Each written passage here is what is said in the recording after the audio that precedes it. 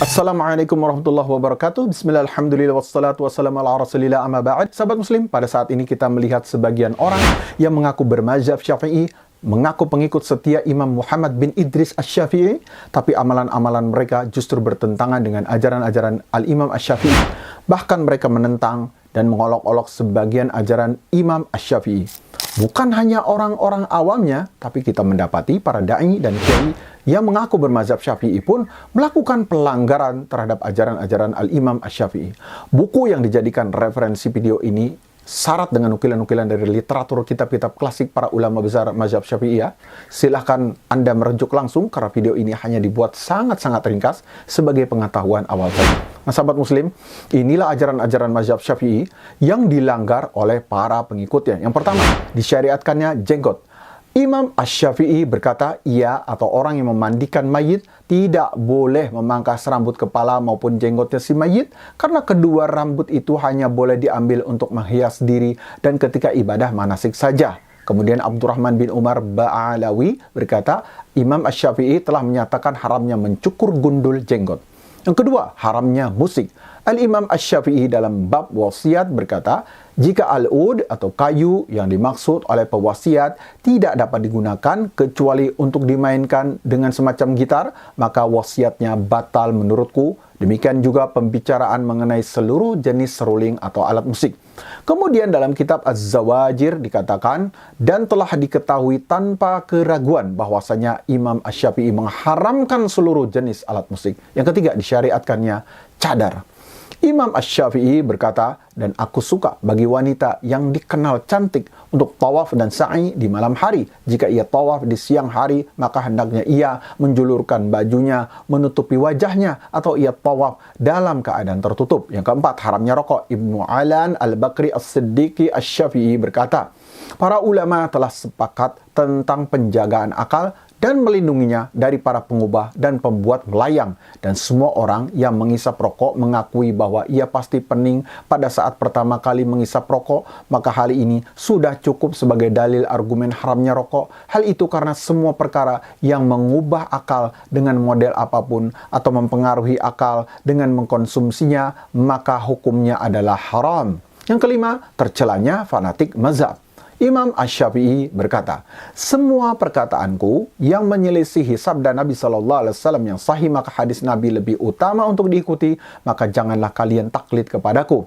Al-Imam An-Nawawi juga berkata, adapun yang merupakan konsekuensi dalil bahwa tidak harus baginya untuk bermazhab dengan mazhab tertentu. Akan tetapi, ia meminta fatwa kepada siapa yang dia kehendaki atau orang yang dia temui tanpa mencari-cari keringanan.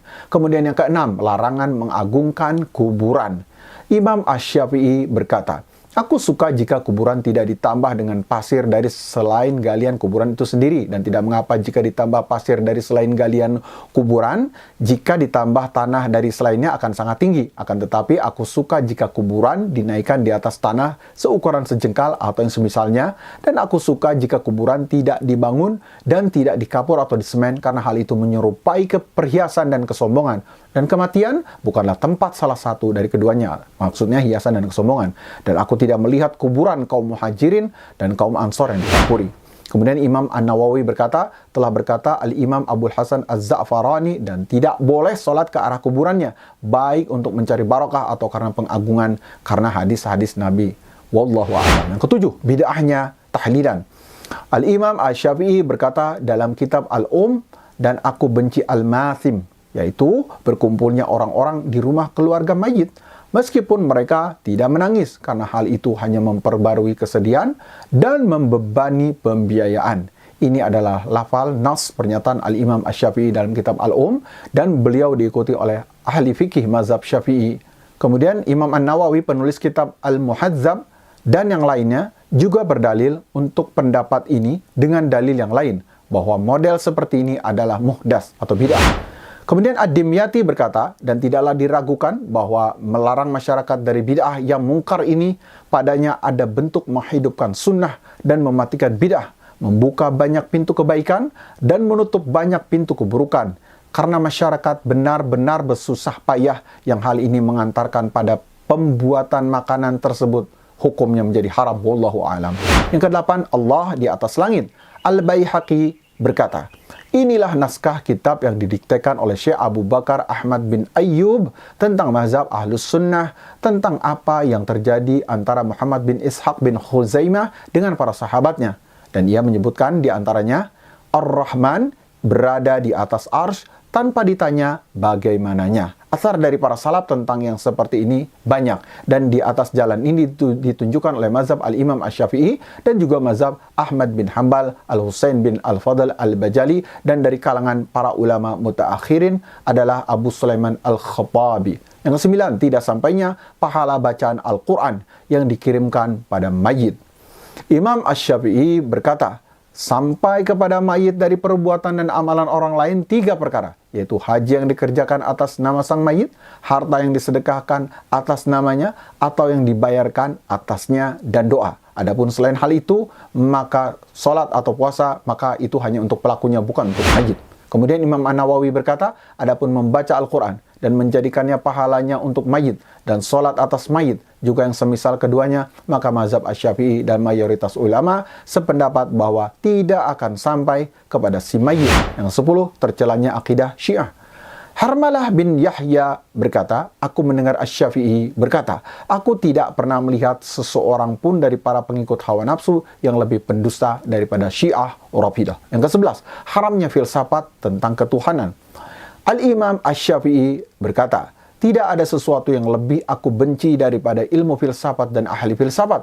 Imam Baihaqi berkata, hukumanku bagi para ahli filsafat agar mereka dipukul dengan pelepah kurma, diangkut di atas unta, lalu diarak dikelilingkan di kampung-kampung dan kabilah-kabilah, lalu diserukan atas mereka, inilah balasan orang yang meninggalkan Al-Quran dan hadis, lalu menuju ilmu filsafat. Yang ke-12, Al-Quran adalah kalamullah.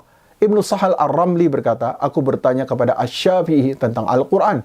Maka Asy-Syafi'i berkata, firman Allah yang diturunkan bukan makhluk. Aku berkata, lantas barang siapa yang berkata Al-Quran adalah makhluk, maka bagaimana hukumnya di sisimu?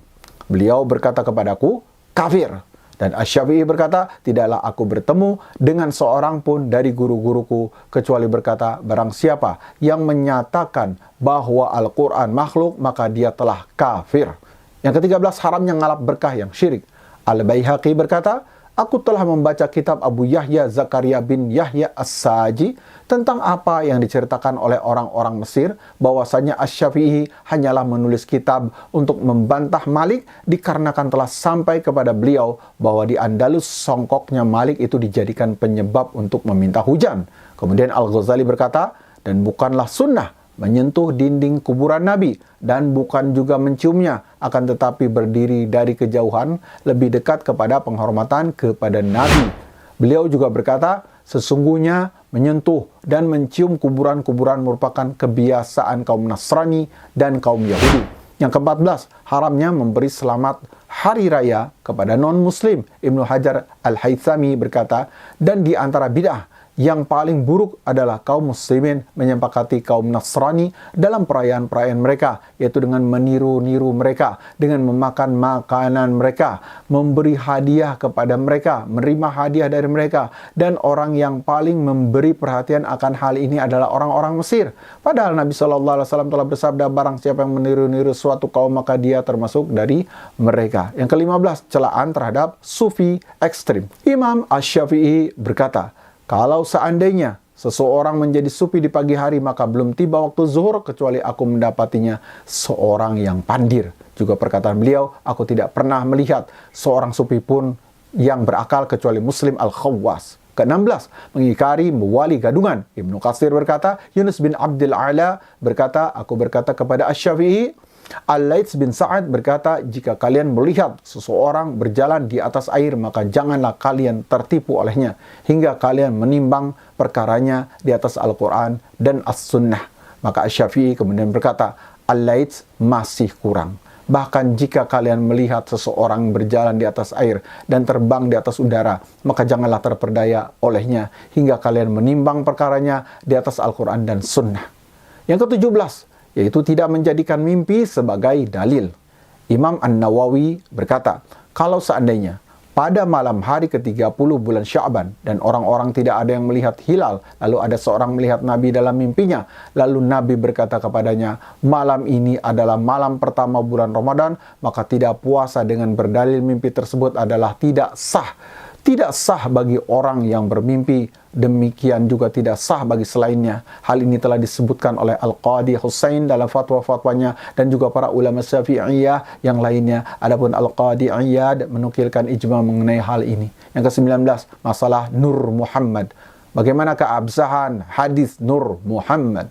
Syekh Abdullah bin Siddiq Al-Ghumari Al-Idrisi berkata, penyandaran hadis tersebut kepada riwayat Abdul Razak merupakan kesalahan karena hadis tersebut tidak terdapat dalam kitab Musannaf Abdul Razak, kitab Jami'nya, dan juga tidak ada dalam kitab tafsirnya. Kemudian beliau menyimpulkan derajat hadis tersebut.